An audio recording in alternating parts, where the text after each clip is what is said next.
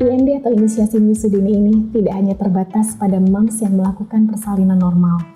Jadi, moms yang akan menempuh jalur persalinan dengan metode SC juga tidak perlu berkecil hati. Hanya langkahnya aja yang perlu disesuaikan moms, yaitu posisi si kecil tidak sangat lurus namun sedikit dimiringkan, supaya tidak menghalangi proses penjahitan perut moms yang saat melakukan operasi.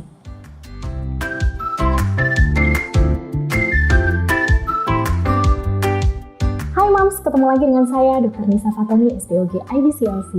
Saya adalah dokter spesialis kebidanan dan kandungan yang bekerja di Rumah Sakit Hermina Jatinegara dan Brawijaya Saharjo. Kali ini kita akan membahas dengan topik yang menarik, yaitu inisiasi menyusui dini. Untuk melihat videonya, moms klik subscribe dan jangan lupa tekan loncengnya ya.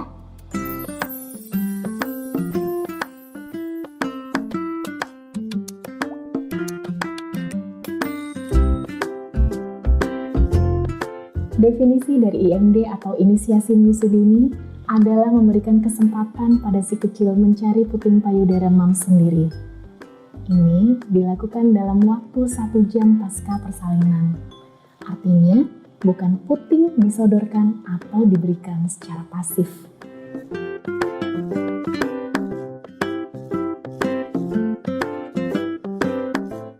Inisiasi menyusui dini atau IMD sangat penting dilakukan, karena berdasarkan sebuah penelitian, ternyata IMD mencegah dan menekan 22% kematian bayi.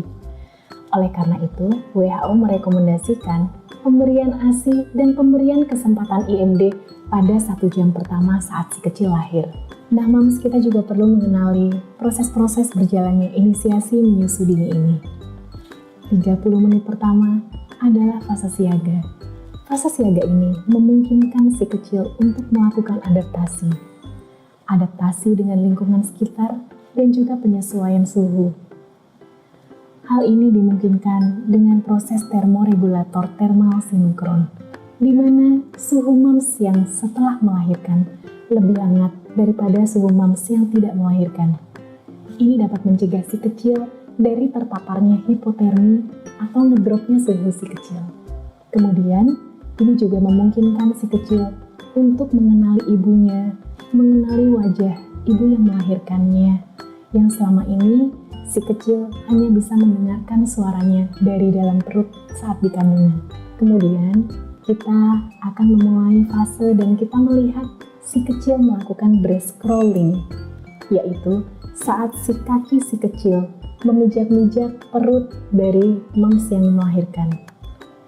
Ini sangat signifikan karena menggantikan proses masasa fundus dan dapat mempertahankan kontraksi perut moms yang tadinya besar perutnya, kemudian setelah melahirkan dia akan melakukan kontraksi dan mencegah timbulnya perdarahan pasca persalinan. Nah, di fase berikutnya inisiasi menyusui dini ini, si kecil akan mulai merangkak mencari puting dan payudara. Terlebih dahulu, dia akan menelan bakteri baik yang berasal dari proses menjilat-jilat kulit moms yang baru melahirkan. Fungsinya, bakteri baik ini akan menyumbat bagian usus-usus kecil yang masih berlubang dan akan dapat menjadi proses adaptasi dan perlawanan secara alami untuk melawan bakteri jahat yang akan masuk. Kemudian selanjutnya, dia tidak langsung menghisap puting, melainkan menjilat-jilat ujung puting tersebut, di mana di ujung-ujung puting banyak sekali sel-sel syaraf yang akan merekam dan selanjutnya meningkatkan refleks oksitosin atau hormon yang melepaskan ASI. Baru selanjutnya, si kecil akan melahap puting dan mulai menghisap. Namun, jangan sampai salah persepsi. Target dari inisiasi menyusui dini ini bukanlah menghisap payudara atau sampai ke puting. Namun, skin to skin contact selama 1 jam sudah memberikan nilai signifikan terhadap penurunan angka kematian si kecil.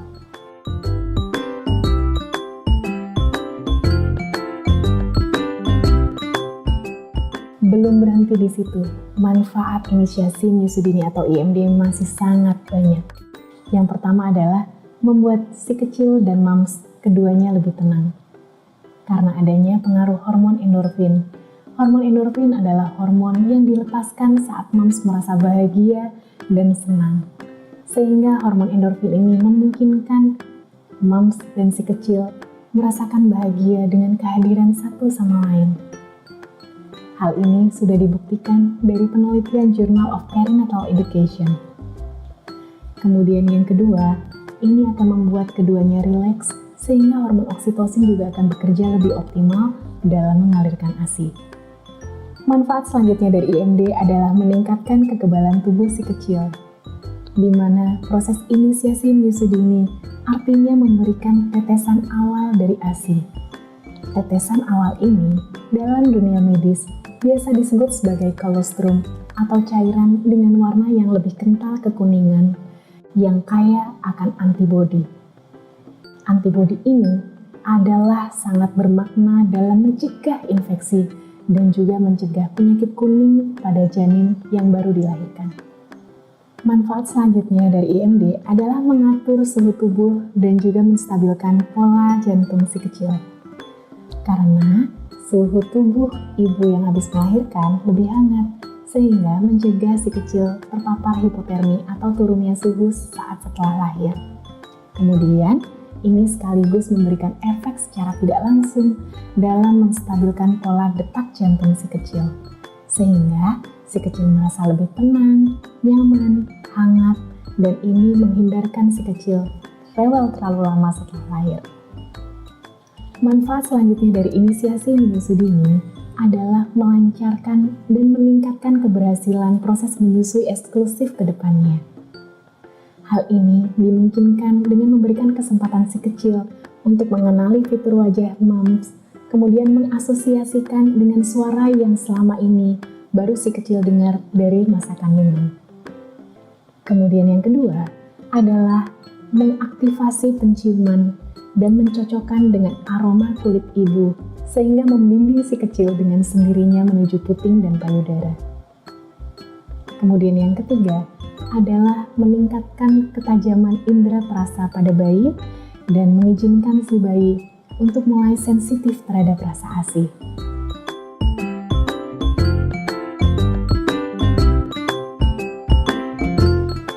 Nah, kita kenal yuk langkah-langkah teknis dari pelaksanaan inisiasi menyusui dini ini. Yang pertama, sangat signifikan jika proses IMD ini didampingi dengan orang-orang yang tercinta, seperti suami ataupun keluarga. Kemudian yang kedua, proses pengeringan si kecil juga perlu kita perhatikan. Si kecil cukup dibasuh dengan handuk tanpa menggunakan air dan tidak menghilangkan vermix atau zat lemak yang melapisi kulit bayi, karena ini akan membuat si kecil merasa lebih nyaman. Yang ketiga, proses pengeringan ini selayaknya tidak juga mengeringkan permukaan tangan, karena tangan si kecil akan si kecil endus karena baunya mirip dengan ketuban, sehingga mirip dengan air susu moms. Yang selanjutnya, dada moms juga tidak perlu dikeringkan, karena di dada momslah terdapat bakteri-bakteri baik yang akan ditelan si kecil dan mencegah si kecil dari infeksi. Dan selanjutnya tali pusat akan dipotong dan si kecil akan diletakkan pada dada moms. Disitulah tempat kita melakukan penyelimutan secara bersama. Jangan lupa, siapkan juga topi si kecil sehingga si kecil dapat terhindar dari hipotermi.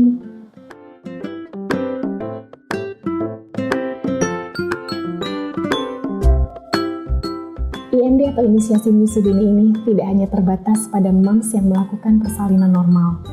Jadi, moms yang akan menempuh jalur persalinan dengan metode SC juga tidak perlu berkecil hati.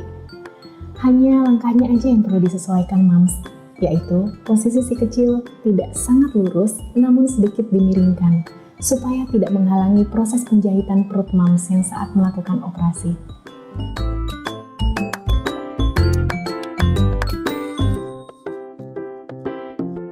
Tahapan selanjutnya setelah IMD yang juga krusial adalah rawat gabung. Mari kita memungkinkan si kecil dirawat dekat bersama moms dalam satu kamar, bahkan dalam satu tempat tidur. Mengapa? Karena hal ini akan memungkinkan moms melatih naluri dan juga mengenali si kecil saat lapar. Nah, ini juga memungkinkan frequent nursing atau ASI on demand, sehingga kapanpun si kecil meminta, moms bisa langsung merespon dan memberikan. Sehingga ini juga akan melekatkan si kecil pada moms dan memungkinkan bonding dan attachment yang lebih erat. Dan sejumlah penelitian juga membuktikan hal ini, bahwa dirawat gabung atau rooming in akan menekan juga peluang moms merasakan baby blues syndrome. Sehingga si kecil juga berkolaborasi untuk menurunkan angka stres si moms dan membuat bonding dan attachment lebih maksimal.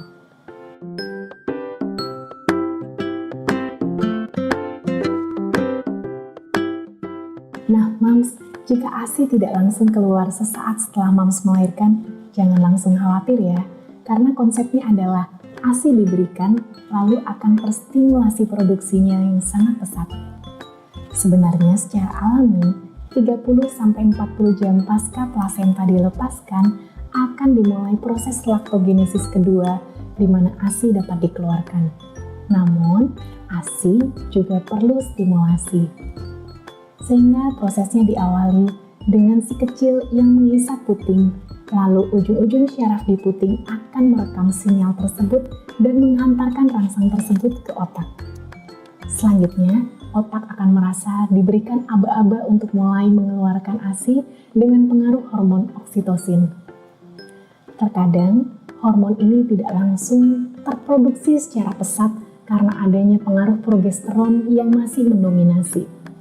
Namun, dengan stimulasi yang kontinu, maka hormon progesteron akan semakin turun dan oksitosin akan meningkat, selanjutnya ASI akan semakin lancar.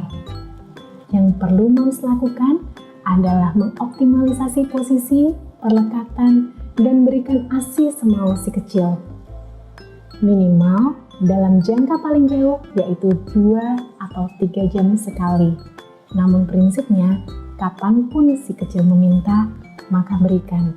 Karena semakin banyak ASI dikeluarkan, akan semakin meningkatkan produksi ASI itu sendiri.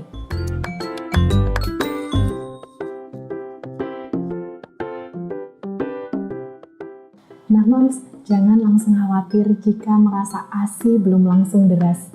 Karena secara kasat mata, peningkatan produksi ASI baru kita amati setelah hari ketiga. Nah, di awal-awal, si kecil ini akan dibekali dengan lemak coklat yang ini akan mempertahankan dari dehidrasi. Yang perlu moms lakukan adalah belajar bersama, terutama jika ini adalah anak yang pertama bagi moms. Moms belajar menyusui dan si kecil belajar menyusu dari moms. Ini adalah kesempatan juga untuk lagi-lagi mempererat hubungan antara ibu dan bayi.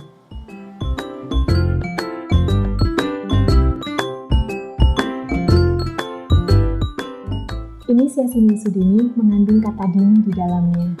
Artinya, segera setelah lahir diupayakan dalam 1 jam pasca persalinan. Sehingga jika dilakukan pada hari kedua, ketiga, atau hari selanjutnya, bukan lagi IMD namanya. Walaupun skin to skin contact tetap bisa moms lakukan untuk mempererat bonding dan attachment dengan si kecil. Maka, disitulah pentingnya kita melakukan komunikasi dengan layanan kesehatan tempat kita akan melahirkan bahwa kita menginginkan IMD dilakukan segera setelah lahir. Nah, itu dia topik tentang inisiasi menyusu dini yang kita bahas kali ini. Jika moms merasa hal ini bermanfaat, jangan lupa untuk klik like, share, dan komen.